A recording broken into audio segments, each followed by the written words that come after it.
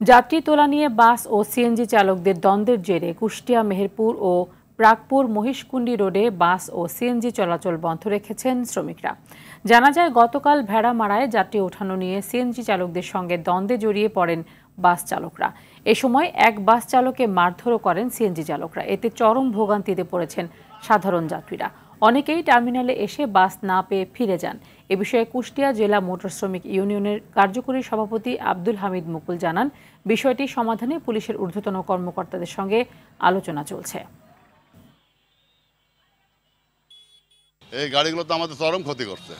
আমরা না পারছি, আমার শ্রমিকরা মানে পথে চলতে পারছে না, মালিকরা এই গাড়িগুলো, লোকাল গাড়িগুলো পথে বসে গেছে একদম। আমাদের নিরাপত্তাও নাই। এখন যে আমরা বাস চালাবো, শ্রমিকরা রাস্তায় গিয়ে মায়ের খাবে, দায়িত্বগুলো তো আমাদের ঘাড়ে এসে পড়বে।